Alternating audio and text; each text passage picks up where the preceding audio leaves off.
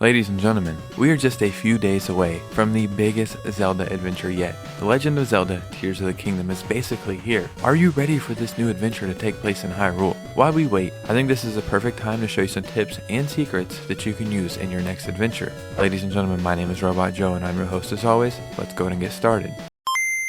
So what I want to do is make a quick video showing you some tips, some secrets, some hints, all of that good stuff, so you have a good understanding going into this new game. Let's go ahead and get right into this. What is the actual release date of Tears of the Kingdom? Tears of the Kingdom has been available for pre-order for quite some time now, but the official release date is May 12th, 2023. If you've already pre-ordered Tears of the Kingdom, you'll be happy to know that you can preload it now, so you don't have to spend all launch day waiting for it to download. Preload started on May 5th. You may be asking, what's the file size for Tears of the Kingdom? Nintendo initially estimated the game size to be around 18.2 gigabytes, but they later confirmed that the game would be slightly smaller than that. Now the new file size is around 16 gigabytes. What's the price of Tears of the Kingdom? Tears of the Kingdom is the most expensive Nintendo game yet, and it is full priced at $70. If you can't get enough of Tears of the Kingdom, then you might be happy to know that there is a collector's edition of the game that will also launch on May 12th. The items that come in the collector's edition are a physical copy of the game, an art book, a steel case, a poster, and a set of 4 pins. So, what's the story of Tears of the Kingdom? Nintendo hasn't really been that forthcoming about the plot of this game.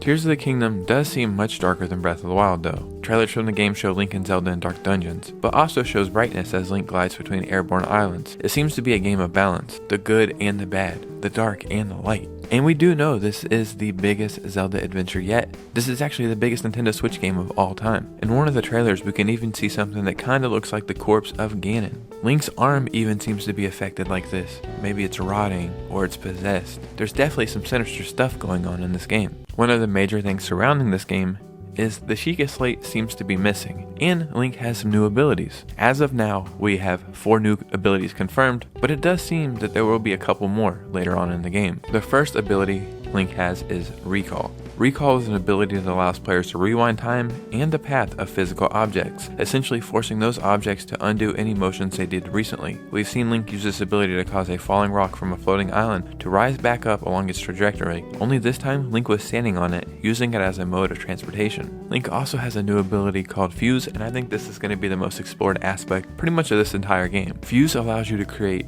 instant combinations of weapons and shields merged with other items, changing how they work and how effective they are. Mix 2 weapons together for new hybrids, add special materials to introduce new elements to your arrows, also sticking things on your shields for an added defense. It seems very versatile and can be done quickly on the fly. Our next ability is similar to Fuse, but not quite. It's called Ultra Hand. Ultra Hand is a combination of telekinesis and superglue, allowing you to move and attach objects to form new structures, and more notably, the new Zelda Tears of the Kingdom vehicles. Players can lift objects like logs and fans, cells and more, and stick them to other objects. Vehicles are clearly the main focus here, and so far we've seen boats, cars, and flying machines put together using Ultra Hand. But maybe you could also create some barricades and ramps, and non-mobile structures as well. We also have another ability called Ascend. This is possibly the most straightforward ability we've seen. Ascend causes Link to rise straight up into the air, but there is a catch. There has to be a surface above for Link to be able to rise up into, like a ceiling or a platform. Once Link meets that surface, he then automatically passes through it and ends up on the top side of it, effectively ascending from one flat plane to the one above him in a single motion. It almost looks like he's swimming when he uses this ability. Now you may be asking, do I need to play Breath of the Wild before I play this game? And by the time you're watching this video, if you haven't played Breath of the Wild, then there's not really enough time for you to play Tears of the Kingdom at launch. Yes, you should definitely play Breath of the Wild if you do have a chance. It is often regarded as one of the best video games of all time, and for good reason, and you're definitely going to enjoy Tears of the Kingdom more if you do play Breath of the Wild first.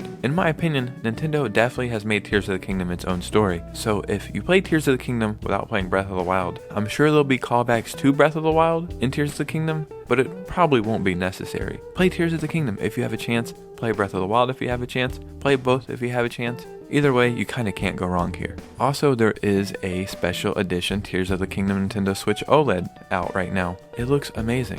In my opinion, it's one of the best Switch variations we've got so far, but there also is a Tears of the Kingdom Pro controller as well. But if you're like me, and you kind of think $75 is too much for a controller, well, there's an alternative here. There's an awesome third-party Tears of the Kingdom Pro controller, and it is literally half the price at $37. This is kind of the controller I think I'm going to be picking up instead of the Nintendo one, but that's just me. But I do want to let you know that there is options out there. Ladies and gentlemen, this was a pretty quick video I just wanted to put together because we're just a few days away from launch and I'm getting excited here, and any way I can help you guys enjoy this game more, that's what I'm here for. Ladies and gentlemen, in the comments below, let me know your thoughts about Tears of the Kingdom. I would love to hear it. If you enjoy gaming news, gaming stories, and Nintendo Switch content, then you are in the right place. Make sure you hit like and subscribe on the way out. But you guys know me, I'll see you soon with a new video. Peace out.